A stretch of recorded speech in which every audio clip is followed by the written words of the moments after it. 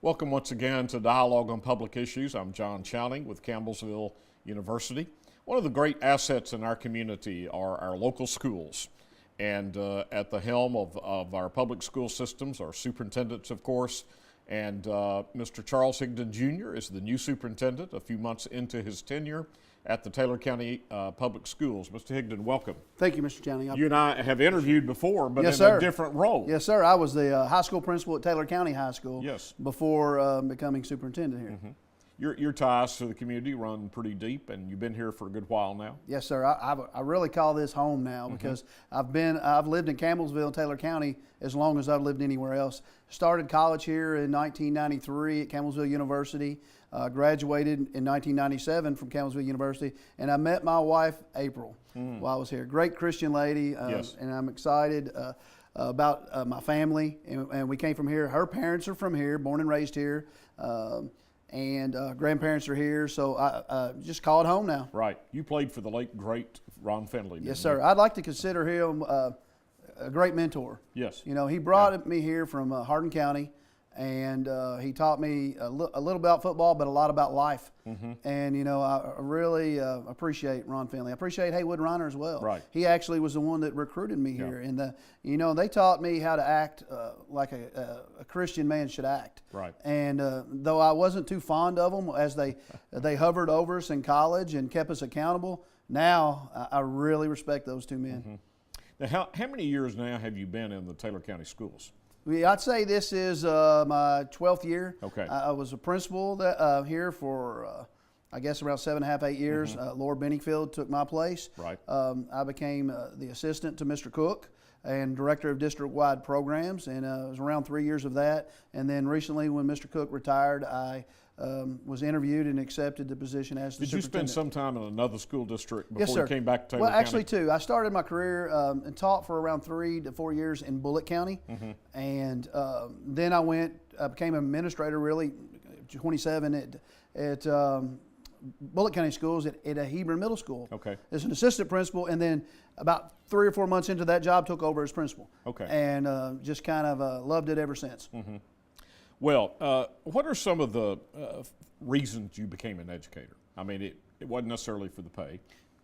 You know, pay is improved, but it's still not, particularly for the classroom teacher. Yes, sir. Well, I grew up in Grayson County. We lived on a farm, not a huge farm, but we probably raised 8, 10 acres of tobacco. My dad poured concrete, and that's what I did for just growing up for him. Every summer, anytime I wasn't at school, I was working there on his farm, and you know, and I thought someday I'd just take over his business and take that over. But I got into athletics, and I got into competition, and the more I was in that, you know, and that kind of led me to college. And then when I got to college, I thought I wanted to be a doctor or a physical therapist, but I took a couple of education classes, and I had a teacher named Laura Eubank, and I had her husband Damon Eubank here at CU, and she was in education in the education department.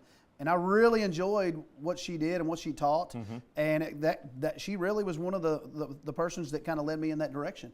And I always thought about being a coach because I respected and honored my coaches so much throughout school, because they were always willing to take care of me and help me out and do whatever they could to help me or my family. And I wanted to be that person, so that kind of started that pathway. Now, what are some of the most fulfilling parts of being in education for you?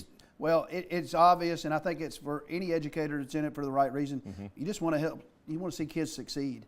You want to see somebody that maybe doesn't have a great pathway going in their life, or the chains that are built in their life are not going the right way, and you want to be able to redirect that and turn it another way and see if you can't break some of those chains. And so it's just so rewarding when you get to help people out, you know, serve others. And I think, you know, that's a growth that it started really as a child with my mother and father, but then coming over here and being under people like Ron Finley and Haywood Reiner, that Christian servant leadership, that's what drives me. That's my purpose. And, you know, so, you know, that is fulfilling. So I would say that's my drive. What's the biggest challenge in education today? Well, as an educator, it seems like that sometimes you're trying to always help and be positive and do things right, but there's a lot of worldly negative that comes at you all the time, whether it be through social media or just on the news, or people who have problems in their life and they want to blame. instead of getting behind us, supporting us, and working with us. Because our job is to help your child Right. and to work with you and work together and set good expectations for your children to try to help them succeed. No one in the education field, we're not trying to work against you in any way. So it really is the world's coming at you with all this negative, and we're just battling it constantly battling it with positives. Do you think we have put too many expectations on the public schools in particular? Let me explain my question, if I may. We bemoan moral issues, so we look to the public schools to teach morality. And if somebody fails, then we blame the public school. And on down the line. In many ways, teachers now have to be counselors, social workers, their core function of teaching. In some cases, unfortunately, children that are at high risk, parenting, not literally, but really helping mold that child. And we blame there's sort of a blame, and you were touching on that, I think. We blame the schools when in fact maybe there's some other institutions in the culture that are not doing their job.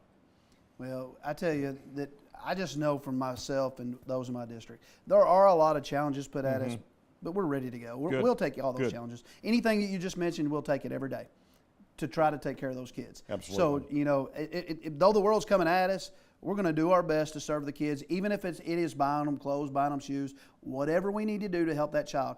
All I wanted to do is ask is that whoever the parent or the guardian or the family is, work with us. We're on your team. Right. We want that child to be successful and produce a successful child in order to have that person productive in this community. So whatever challenges, and there are new laws every year that come out. Sure. Where you're having to do this amount of trainings or that amount of trainings.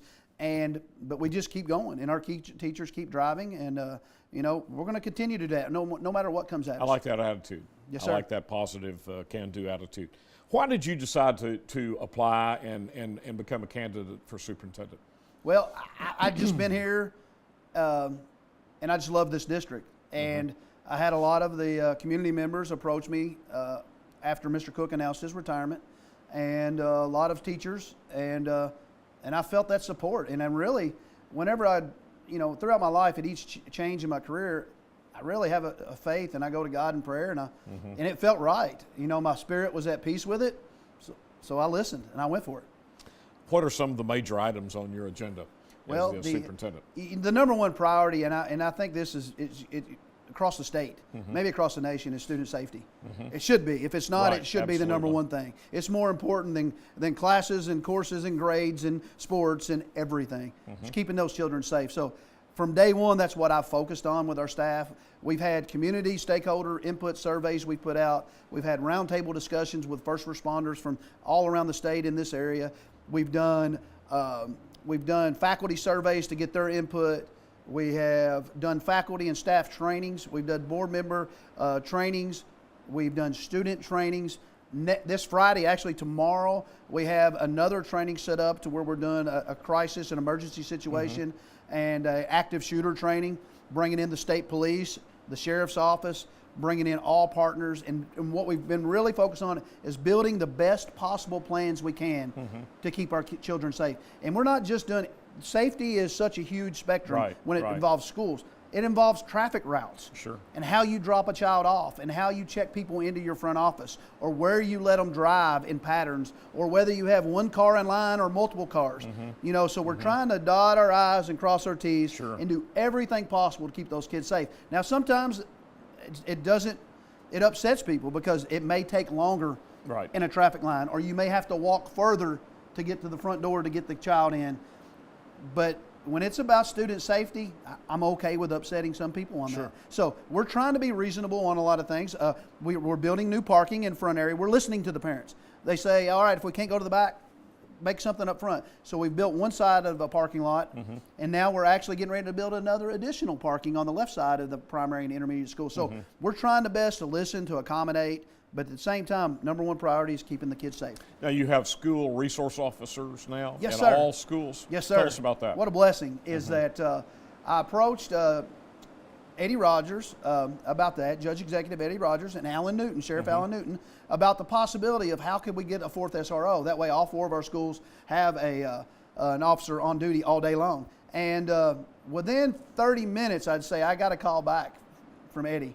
And he said, I think we can do this. Will you go meet with me and Alan? Went down and met with the two gentlemen in a partnership, the beginning of a partnership, to where they're taking care. We already pay for 3. And then we work with the sheriff's department.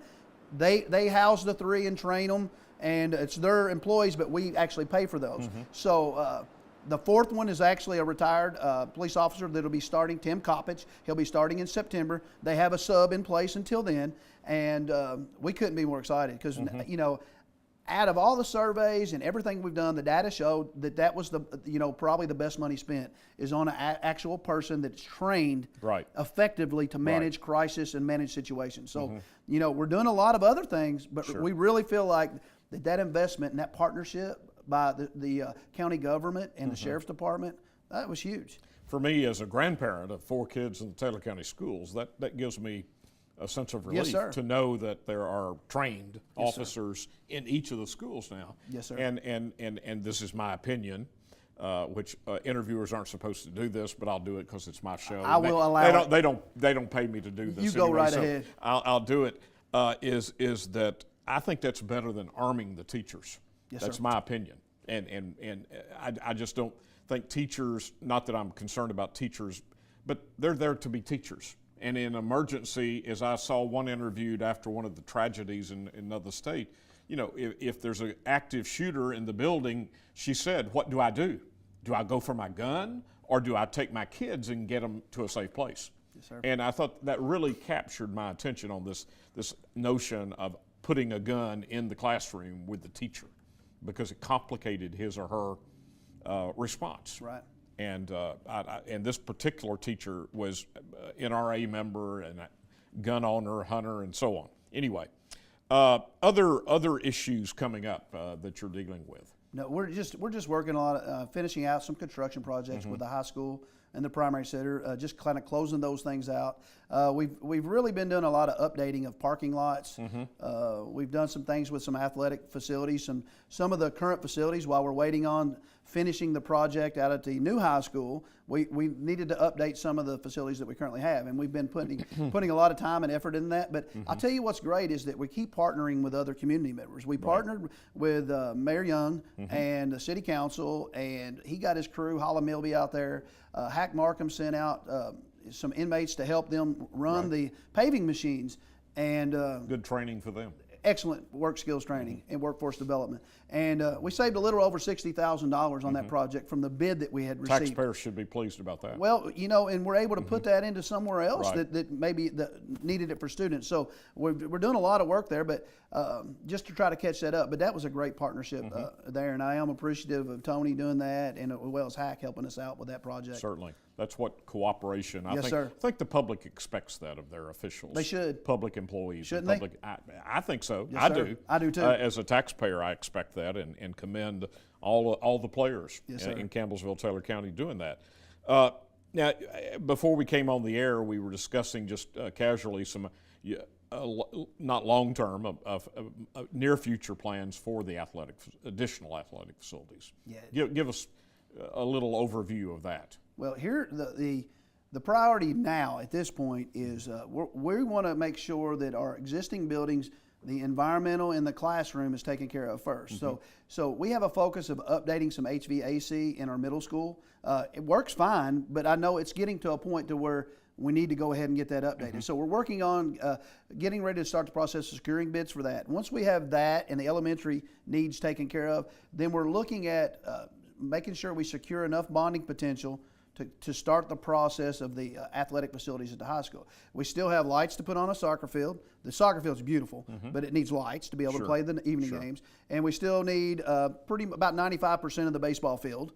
And then we start a football stadium, and we hope to have an indoor facility there that serves as a locker room plus a training facility. So the way we see it is, let's take care of what we have right now until we have the money to do it right. And Mr. Cook went out there and he did a great job on the softball field, and it is done right. We had the funds to do that, but we didn't have the funds to do all the projects and finish all of them. So I know that's going to be great for him, and he's going to have a big smile when he sees that happening. Yes. But it could be, you know, next year at this time we could be talking about starting to get the architects and engineer paperwork ready. And then possibly the following year, we could actually be utilizing some facilities. Right. And it all is dictated by our budget and our bonding potential and your enrollment and your numbers and your SEEK funding and your legislative action. So all that impacts whether we could do that or not. There's not a day goes by that somebody doesn't ask me, when are you going to do that? Sure. You know, so I really feel like in the next 3 to 4 years, it could be. Well, you have a beautiful something that new we see. arena. Oh, it is. A beautiful facility. It is. The theater is a beautiful facility. The whole high school and the whole Yes, sir. complex, much You know, improvement. And, big that's, step. and I feel like that is the community's facility. So if anybody ever wants to come in and tour our schools or tour those facilities, then all they have to do is call me. They just set up a meeting, send me an email or something like that, and we'll make it to where somebody will show them around those facilities. If you haven't seen them yet, it's just state of the art. Absolutely. But what the most exciting thing is, we've had people from the state level coming down to see what we're doing with career and workforce development. The most exciting thing is when you see the setup of our schools and how it's set up like a small town. You know, we have a bank and we have a Kroger and we have a gift shop and we have a hair salon. We have a college setting over here. We have a wood shop. We have ag shops. The whole school is set up like a city or a town because we're wanting to prepare our students for the workforce. Right. And that's how we set up and design our school. So I think that's the most special thing about it is the setup. Now that brings me to another major initiative, and you sort of helped head this up, and that is the Central Kentucky Career Academy. Yes, sir. Tell us about that project. It again involves community partners and a number of other entities. Yes, sir. I thought that was amazing. A couple years ago, we started the project, and some were doubtful that we could actually get everyone to work together on the project. And then it was going to be hard for us to get the grant because we had already received one at Greene County for the ATC. So, but we did partner with the Greene County Schools, the ATC, Campbellsville Schools, the City of Campbellsville, and Taylor County Fiscal Court, all partnered on this. Wrote a grant. We ended up writing the grant, getting the grant in, and lo and behold, we received the award. So it's a little over. It's about $2.475 million, and then with the add-on with the community support, it's around $2.9 million. But we're going to update the former elementary. We've already had a grant and tore off the oldest part, the 1920s part. But we've kept the 2 new sections, and we've already began gutting those out. We already have a new roof on it. Basically things you can't see yet. Right. So if people are thinking, well, they haven't done anything, we've done a whole lot. Yes. You just haven't got to. We haven't got to see it yet. So we have that project almost ready for temporary occupancy to where we can go ahead and move the nursing program and a couple of other early programs into the top level of that. While they're going to put the new face on it, we're going to finish the park, and then we'll build the industrial maintenance and add the other pathways. When we do that, it's going to be throughout the day. Campbellsville, Taylor County, and Greene County kids will be attending the school, earning workforce or degrees in various pathways and certificates in various pathways. And then 3 o'clock's over, then we start inviting adult ed. And there will be adult ed in all types of other vocational pathways for adults to get certification. And we know, you know as well as I, when we lost 7,000 jobs and then another 1,000 the year after that, and I think it was 98 or 99, how hard of an impact Absolutely. and how hard that was. Yeah. But to finally get some development to where we're gonna be able to invite in our adults who may not have any training or may not even have a high school diploma. Right. Because at that time in 1998, around 40% of adults here were dropping out of school because they were just going to go work at the factory. Exactly. We only had a 60%, around 60 to 65% graduation success rate. Some people don't know that. Right. But since then, education has become more important. And training has become more important because they don't have the factory to rely on. And the pathway for every student is not college. You said it. It's not. College is important. I work part-time. I'm semi-retired, but and Campbellsville University is a great asset to the community and the region. But every student doesn't need to go to Campbellsville College or University or Lindsey Wilson College. That's one reason we started the Tech Center. Yes, sir. And the Technology Center will be one of those partners, I I think. work a lot with Dr. Hedgepath. Yes. And yes. that's a focus I know that she has and Otto has, and I've talked to them about that they are starting. You guys are starting to offer a lot of vocational pathways, Right. And what it's creating is a seamless transition Right. from high school straight into your nursing or your pathways. Like our nursing, you get a CNA degree. Well, they transition straight into the LPN program and then on to the RN. Exactly. So I really see a lot of good thinking there by Dr. Hedgepath, thinking outside the box with that, going ahead and setting these things up. So. It's a great connection. When we launched, this is kind of a personal side, when we launched the Tech Center 20 years ago, part of the Free Loom Recovery Strategy, some in academia kind of looked down on it. Why are you doing this? I think what we're talking about now, had we not had that umbrella already in place, we would be playing catch up. Yes, sir. And now we are doing this elsewhere too, but we can be a part of the academy. And some of those people coming out of the academy may well choose to come to college. Right. Certainly hope they do. But these are skills that they can get in immediate employment. Yes. They're high, and several of these programs are work-ready eligible in terms of the state's work-ready funding. Right. Scholarship assistance right. for certificates and different kinds yes, of sir. training. And the key for us is we're connecting with state initiatives because it's obviously on workforce development. Even the education sector. Absolutely. They're pushing educators to get people developed to work. It's right. not about what you know, it's how you can use it. Exactly. And how you can put your hands on it and make it real. And so I feel like we're well aligned with that in Taylor County, and the Campbellsville University is well aligned with that. So, but another thing important to us is aligning with our community, business, and industry.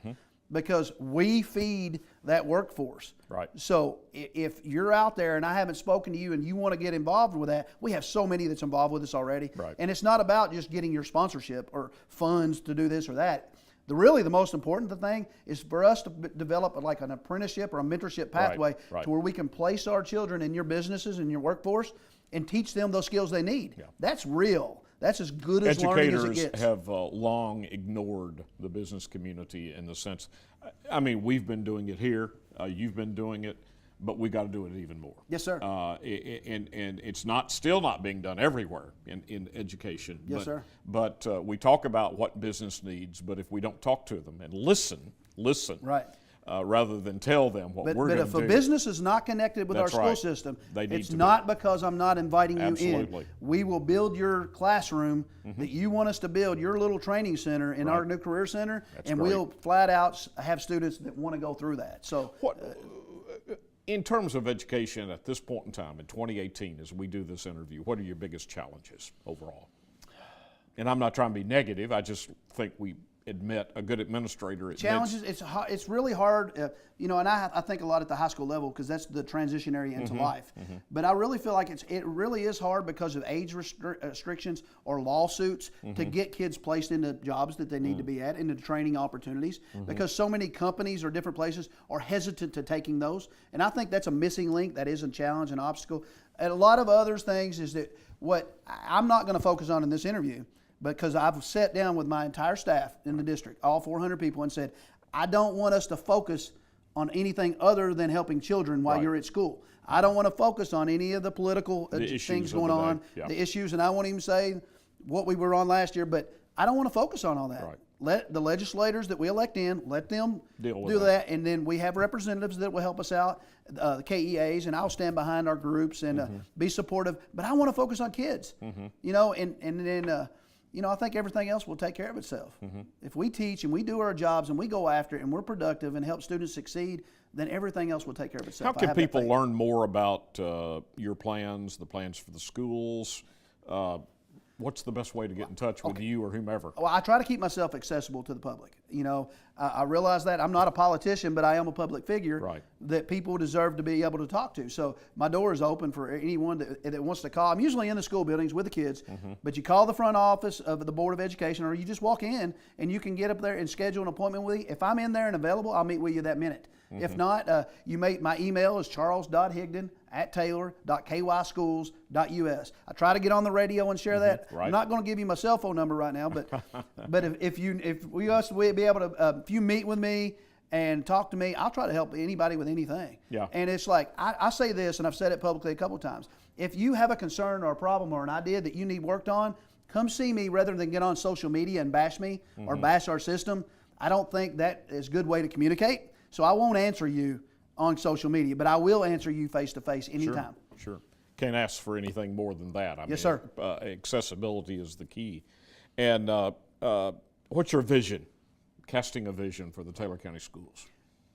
Well, we have agreed on a vision and mission and vision statement. And at Taylor County Schools, we set high expectations and we work together to help all students succeed. So working together, while we set the bar higher than it's ever been set before, we're going to help students succeed. We're going to take them from point A to point B. And then we want, when students graduate, our Board of Education told me this when they hire me, they want students, no matter what it is, to be ready to do something. Whether it's to go straight into the job, go into their career pathway, go into a vocational field, or go to the university. They want them to be prepared for something. All of them. Not 50% of them, but every one of them ready for something. And that's what we're going to be doing and trying to do every day. Charles Higdon, thank you, sir, Yes, for sir. your time. Yes, sir. And you're always welcome at this table if you need to communicate something to the community. A few people watch my show. Yes, sir. And we appreciate you taking time and wish you Godspeed. All right. And Thank you, continued sir. success. God bless. This is John Chowning with Charles Higdon Jr., Superintendent, Taylor County Public Schools, thanking our audience for being with us for dialogue on public issues. Thank you.